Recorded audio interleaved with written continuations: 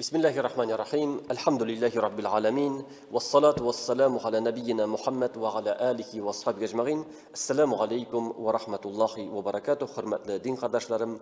Mine bugün 28. Ramazan günü.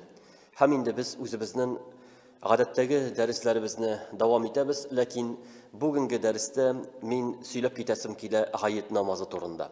Onun edepleri turunda hem biz hazırki vaziyette hayit namazları, cuma namazları, taravih namazları okılmagan vakitte, meşitlerimiz yabık bulgan vakitte nişik etip şuşu namazını başkarıga yaki nişik etip hayitimizni ütkerige tiyiş. Şunun turunda söylep gitesim kile. En birinci hayit günü Allah nasip etse yekşembe günü bulacak. 24. May günü. Ni için bunu ossızıqlap aytam? Çünkü internette bir kişiler tarata başladılar. Ay 22. günü 8 tolup, kişki 8 tolup 20 saatte 38 minutta yana ay tuğa iken, şulay bulgaç bizden şimbe günü indi hayit bula. Olay tugul. Çünkü bu ay tuğa kıyaş bayıgandan son. Kıyaş bayıgandan son ol ayını görüp bulmay. Ol yana tuğan ayını görüp bulmay. Onu görüp bula bir neçe saat ötkenden soňuna. Şoňa görä Ramazan 29 günden kilmey. Ramazan kile 30 günden. Yani bu yılını ayını görüp bulmay. Şunun için biz 30 günni tutarabız. Şimbe günni uraza tutabız. Yani bizning ahırgı taravih namazımız bulaşak Cuma günni. Cuma günni ahırgı taravih namazı okuybiz. Hem şimbe günni uraza tutabız. Şimbe günnin kıyaşı bayıgaç gayet kişi başlana. Gayet kişi başlangaç biz nişlibiz. Elbette o indi şatlık. Elhamdülillah biz Allah'ın rahmeti bilen urazanı tutup bitirdik. Hem Allah Teala tekbir eytirge koşa. Allah Teala'nı iske alırga koşa. Şunun için kişi tekbir eytip yürü. Uzliginden mesela tekbir eyte Allahu Ekber, La ilahe illallah, Wallahu Ekber, ve lillahil hamd dip tekbir eytip yürü. Kurban hayitinde biz onu kışkırıp eytemiz, uramlarda kışkırıp eytemiz. Lakin Ramazan hayitinde bizim halimlerimiz onu her kişi özü eyte dip. Yani tavuşunu koytarmış, her kişi özü eyte dip. Bu birinci tekbir. Anlarım. Biz hazırlanabız gayitke. Gayitke barır için halimler ettiler şistarını, yani gusül kıyını, paklanı.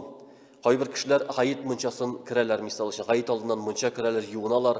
Ol tiyişli. Yani gayit namazına barmasak da bu amellerini biz işlerge gerek. Bu sünnet amellerini işlerge gerek.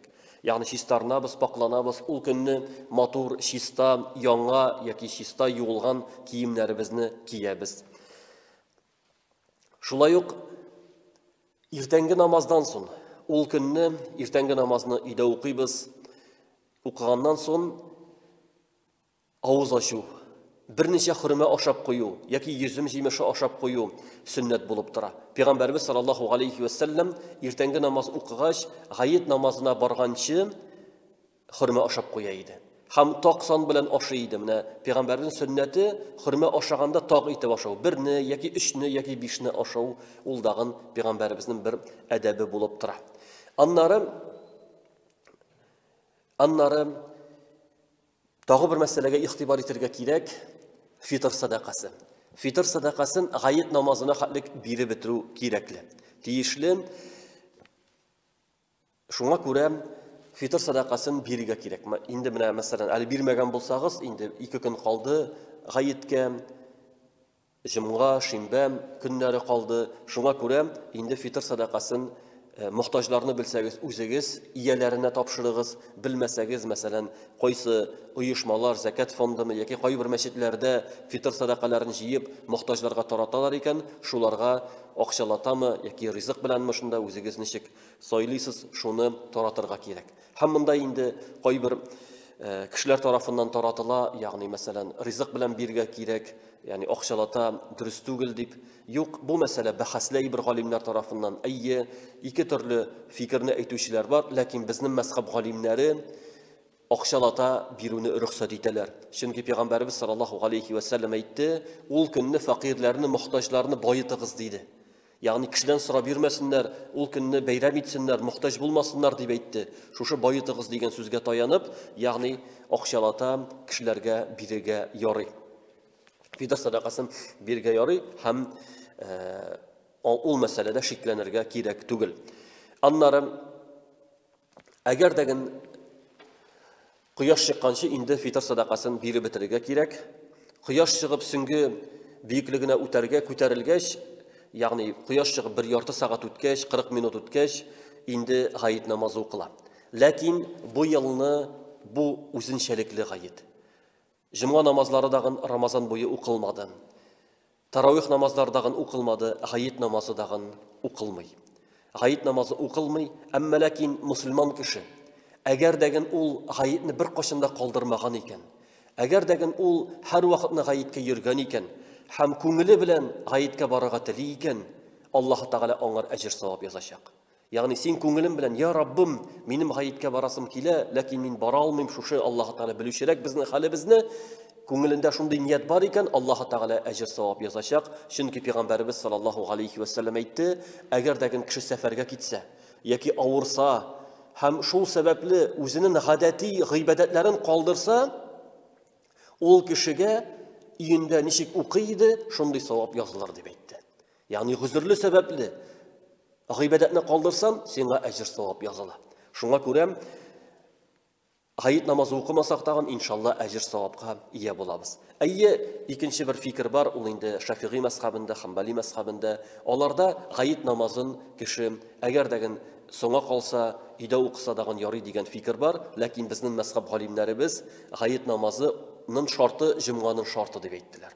Җомгада нинди шартлар үтәлергә тиешле, гаит намазында дагын шундый шартлар үтәлергә тиешле. Әгәр дәген ул мәчеттә җәмәгать белән, рөхсәт белән бергә укылырга тиешле, яки мәсәлән халык җыелып бергә укылырга тиешле, укылмаса, инде гаит башка җирдә укылмый. Хәтта безнең мазхабта рөхсәт ителә, әгәр дәген кеше гаит намазына килгән икән, һәм тәһарәте бозылса, әгәр дәген тәһарәт алырга китеп, кире килгәнче инде гаит намазы укылып бетә икән, ул кешегә таяммум белән дәген гаит намазын укырга ярый, гаит намазының фазилатына ирешер өчен.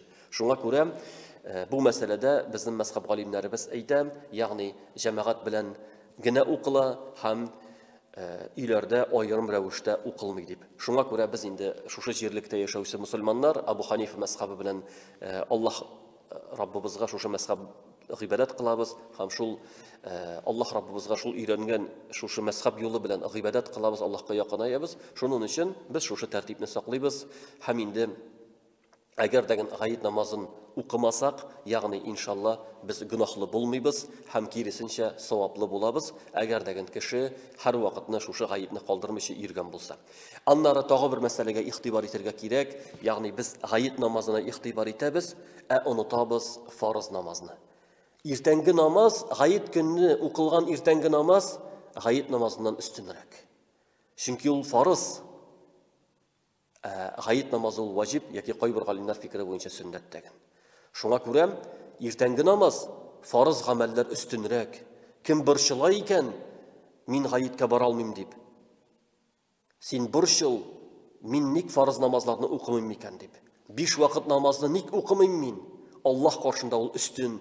Җомга намазы, җомга көнне Аллаһ каршында өстен гаит намазыннан караганда. Шуңа күрә, хөрмәтле дин кардәшләрем, менә шушы язманы тыңлаучы дин кардәшләремә әйтәсем килә.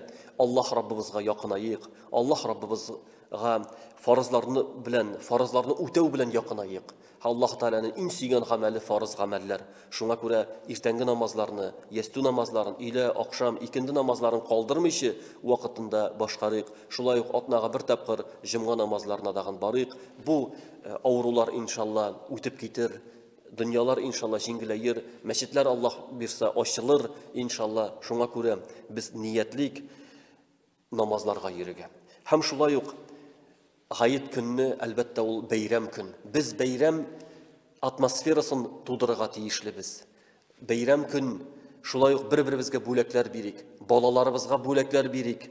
Бабайлар, әбиләр, оныкларына бүләкләр бирсеннәр, ир-хатыннар бер-берсенә бүләкләр биришсеннәр, чөнки ул бәйрәм көн. Тәмле әйберләр пешерик, бәйрәм итик. Аллаһ субханаху ва тааля шушы көнне бәйрәм итәргә кушты. Һәм Пәйгамбәрбез саллаллаһу алейхи ва саллям тормышында дагы авыр хәлләр бар иде. Аның тормышында да төрле хәл һәр вакытны рәхәт кенә булмады. Бик авыр хәлләр булганда да ул бәйрәм итте. Шуның өчен гает көнне, ул бәйрәм көн, һәм әгәр дә без аны өйдә үткәрсәк тәген, гает намазына бара алмасак тагын, без иншалла матур иттереп гаетләрне үткәрик, һәм инде игълан рәвешендә әйтеп китәм, безнең Диния Назарат тарафыннан сәгать 6 сәгать 30 минутта хутбә трансляциясе булачак. Мөфти хәзрәт тарафыннан ул инде кеше җомга гаит хутбәсен тыңларга теләгән кеше шунда анда катнашып тыңлый алачак. Шуның өчен, хөрмәтле дин кардәшләрем, шушы бәйрәмне үткәрик. Аллаһ субханаху ва тааля һәрберебезгә тоткан уразаларыбызны кабул итсен, биргән садакаларыбызны кабул итсен, биргән фитр садакаларыбызны кабул итсен, һәм киләсе рамазаннарга хәтлек исән имин хәлдә яшәп, киләсе рамазаннарны каршы аларга барчаларыбызга насыйп әйләсә иде. Субханакаллаһумма бихамдик, ашһаду ан ла илаха илля ант, астагфирука ва атубу илейк.